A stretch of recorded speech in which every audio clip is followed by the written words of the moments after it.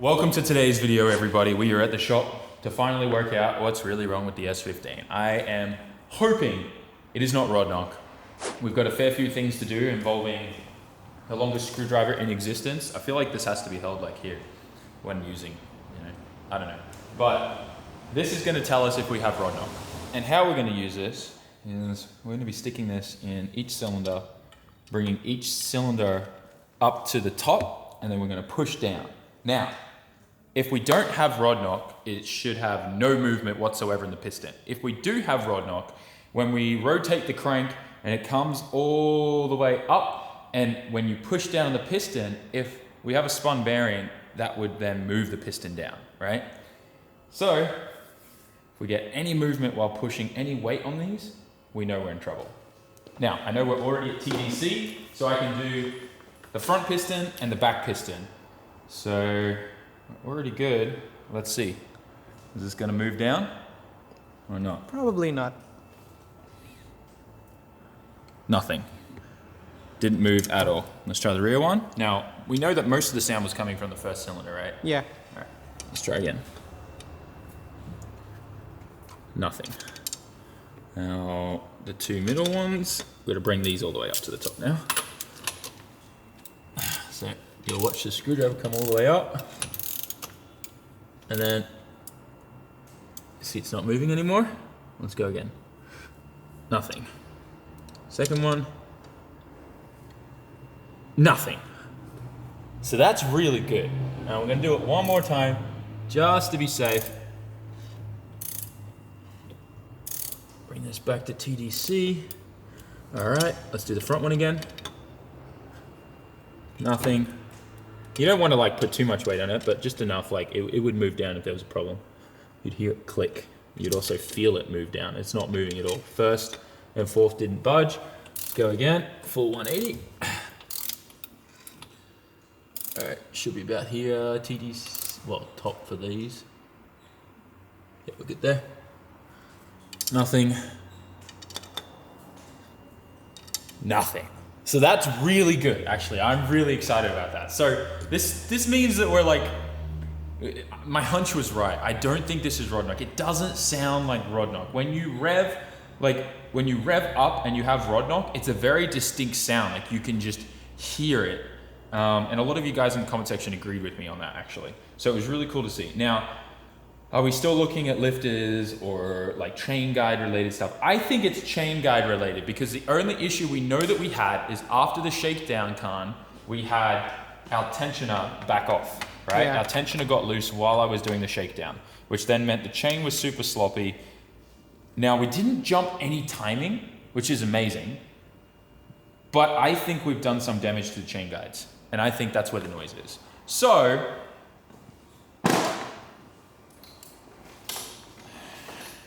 open wide. Here we go. This is a Borescope, right? We're gonna send this down and have a look what we can see. Because from the top here, I can't really see anything. Like, I shine a light down here and I don't see too much. Like, I shine? Oh. What is it? I think we're right. Now that I have light all the way down there, I think I can see something. Hang on, pass me the camera. I'll see if I can show you guys this damage. I think we're right on the money, guys. This is really hard to see, and I don't know if the camera will be able to focus on it. I'll try to get it to. I can kind of get it to focus on, but there's a bit of, like, it looks like the metal's been grinded on down there. Like, it looks like the chain's been rubbing against something. It's really hard to get the camera down there, but I can see something's just not right. Hold that for me, Con. Let's see if we can get it on the Borescope. Now that I can kind of see the light down there, I think we may have found our problem. Oh, that's not gonna work. Why do Borescopes always have like the crappiest cameras on them? Let's see, can you guys see that? Like, see that damage there? There it is, see that? Hang on. See how it looks like there's been metal on metal contact? Like there. It's really hard to see on this camera. I think the tip's got oil on it already. That's what I can see from the top here now. Now that this camera, like the little light is down there, I can kind of just see that that whole edge there is damaged. Can you see what I'm talking about? Hang on, let's see if we can position this a bit better. Dude, this is so fiddly. Need a better, like, higher quality. I need a 4K Borescope, guys. You can barely see anything. Hang on, let me clean this tip off. But it looks like there's some damage down there, which means we might be right. Dude, I'm so grateful, but that still sucks. That's engine pull. You can't take the oil, you're not supposed to do the oil pump without taking the head off. And in that case, you might as well pull the engine. Wow. Makes life so much easier. So it's gonna take about like 2 weeks to fix this? A week? I mean, well, it depends. Like, there may be another issue too. You don't know. Like, this is what I'm seeing here. Oh, see that? That's what I'm looking at. So see how this has all been like grinded away here? Dude, we put that in the right spot there. There's probably something snapped off or broken in there from the chain. Like, the chain is all messed up. So that's like the face of my oil pump. And that's on the other, like, that's where like the chain comes down on the other side. So it may have been so loose that it was smacking against that. So I think we're on the money. I think our hunch is right. I think there's no problem with this motor. Yeah. We don't have rod knock, but we'll be able to tell because we've got to pull the engine no matter what. So what I'll be able to do is, man, this sucks. If this is really the only issue, then it's all because of that nut, that skinny little nut that doesn't have enough threads on that tensioner. Why do they ship it with that nut? I have no idea. Anyways, that's why we're going to a full-size nut on that tensioner from now on. But you can really tell that that damage is right there. See that? You can really see it there now. I wonder if, like, yeah, there it is. See that? You can just see that damage there. So something's happened down in here. Look at that. Something 100%. Wow, what the hell? Something may have even broken off from there. Maybe there was something there and that's like, you know, rolling around down there. Dude, the fact that I'm so glad like nothing catastrophically went wrong. Yeah. Oh, 100%. Something's messed up down there. Is that the chain that's tapping there? That's the chain, yeah, I'm hitting. I'm just trying to see if there's like any obvious like pieces of metal at the bottom. It's really hard to tell. Yeah. Like going into the depths of the SR20. But like, okay, so that's the sprocket for the oil pump. What's that down there? It's so hard to get this thing like where I want it. Imagine being a doctor. They have like controller things on these. They just send them in there. I'm just trying to see if there's like chunks of metal or something like stuck there. Well, regardless, I think we now have our answer there. No like definite answer, but something. It looks like there's like,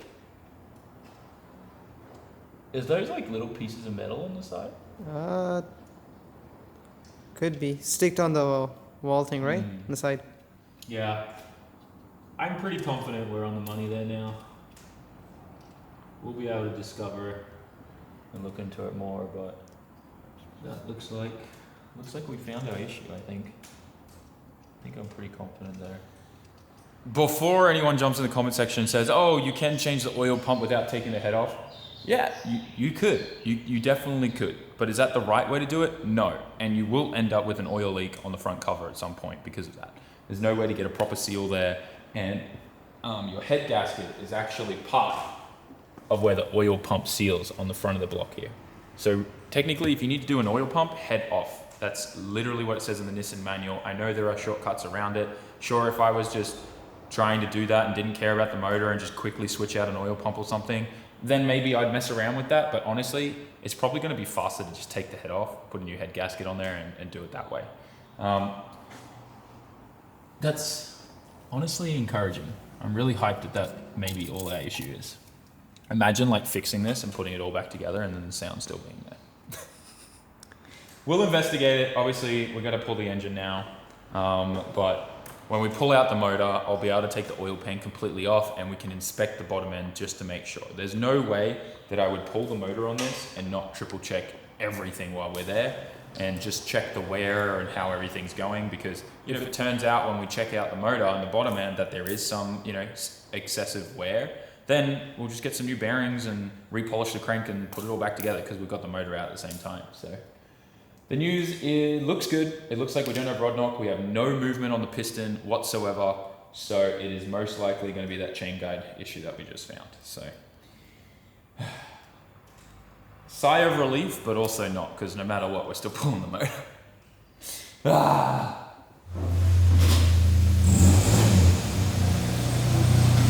So change of plans. I don't feel like pulling the engine right now just because it's already late in the evening and we have a bunch of work to get done on the K-Van. We did a turbo change and we did a bunch of driving after that. So fresh turbo and all that kind of stuff, you should be doing like a bunch of oil change right after that. So we drove all the way down to Makawa Motorland and back. So now we're gonna do another oil change the filter, and we need to replace an engine mount. When we did the turbo change and I dropped the subframe, I actually didn't even have to undo the engine mount on the left-hand side where the turbo was because it completely just fell apart. Like it was just sheared off. Now, obviously during the time, I didn't have a spare engine mount for it. So I jumped on Yahoo Auctions and ordered some and they arrived like a couple days later. So the car's had one engine mount blown this entire time. I'm not too worried about it because it's a K car, it's not super torquey and it's automatic. But at least we have these now as spares. Now we don't actually need these brackets, it just came with them, so these will probably end up going in the trash, but yeah, fresh engine mounts. I actually really like that this came with a heat shield because I'm going to use this heat shield on the S15 with the engine mount under the exhaust manifold, because that's why I keep blowing engine mounts, is because I need a heat shield to protect it. But anyways, yeah. I'll recycle this shield for my S15. And anything else in this box? We're good. This secondhand box of mounts cost me like $15. So I'm pretty hyped on that. K-car stuff is so cheap. So I'm pretty sure this is the mount we got to change. You just got to jack it up. Should be really quick and easy. And then oil change and filter. We're going to do that as well. Khan's never done an oil change before. Also, look what this guy wore today. So it was my entrance, what do you call it? Entrance ceremony? Entrance ceremony for university here in Japan. So yeah. The guy needs to eat more food. Yo, don't you? While Khan is getting the car jacked up for us, I'm gonna treat myself to some instant ramen. Oh yeah. Yes, that looks good.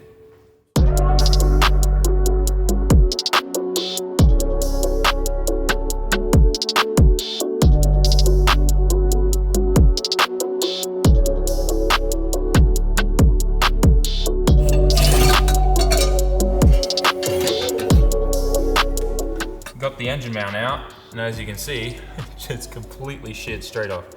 So this was just sitting there loose like that. So that's what we got the other one to replace it with. And I'm just gonna switch this. Actually, I'll make sure they're identical. Ah, look, there's a tiny bit of difference here. Yep, so we're gonna just take the engine mount. This one doesn't have the bracket here. This came off a non-turbo one, so that's probably why this doesn't have this bracket that helps support the exhaust after the back of the turbo. So the brackets are the same, it's just missing this little notch section, like this section here with the 2 bolt holes. So I'll just change those both over real quick. And we should be good.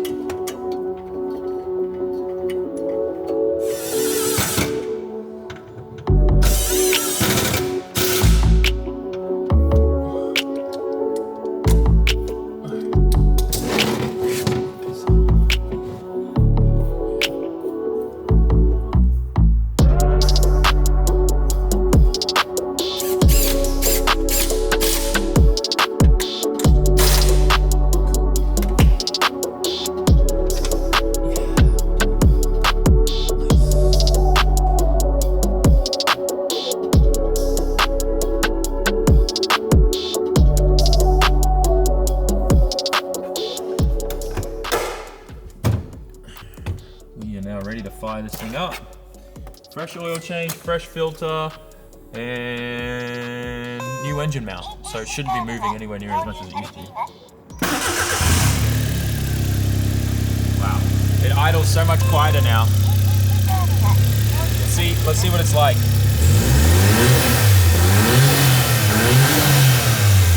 Engine moves a little bit, but nowhere near as much as it used to. That's good.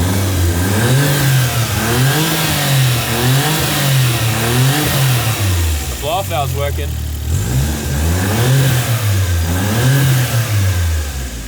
I wonder if that...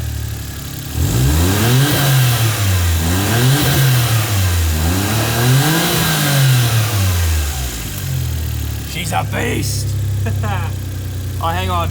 Every time I rev a car up, what am I supposed to yell? No way!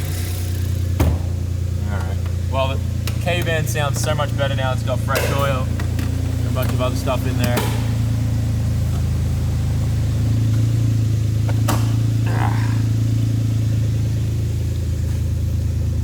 This car is so much, it's seriously so good. I love this K-Van.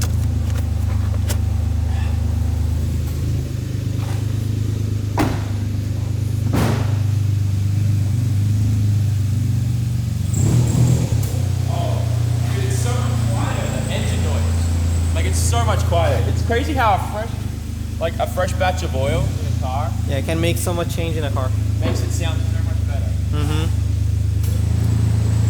All right, so we're done with the K-Van now. It's getting late, but I want to get the S15 on jack stands ready for us to get pulling the trans and the engine out probably tomorrow or Saturday on the weekend. See if I can get some friends over and just help like with the whole thing, get it done as nice and as fun as possible. And also it'll help keep morale up for me because I mean, it sucks that we got to pull the motor again, but these things happen. And if any of you guys have worked on cars, you know exactly this feeling where you think everything's back together, everything's good to go. And then you find out the silliest little things happen or you forgot something or anyways, long story short is sometimes things don't go according to plan and 9 times out of 10, that's just cars. So anyways, we're gonna get this thing on jack stands and then I'm gonna head home. And with some YouTube magic, just like that, S15's on jack stands, ready to go. I'm ready to go home and eat a good cooked meal from my waifu, so let's go. Wait, Khan, what do you have to tell the people? SAMMIT.net.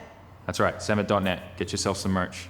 We still have some SR20 shirts and hoodies in stock. Very limited though, there's only like a couple sizes. So I think we have like XLs and stuff like that, but we're still trying to clear out everything in the merch shop so that we're ready for all the new designs that are coming. I'm super hyped because I don't think, like every drop just gets better and better and I hope it always stays this way, but all the new designs with everything that's been going on are gonna be fire. They'll be ready in hopefully about a month's time. But like Khan said, if you haven't grabbed yourself any of the original stuff, go to SAMMIT.net, help us clear out everything and yeah. I'm gonna go home. Thanks for watching, guys. Peace. Oh, tell me in the comment section how happy you are that it's not rod knock. Well, at least it looks that way. We still don't know 100% till we pull the motor, but goodbye. I don't know why I keep jinxing myself. Peace, Jamata.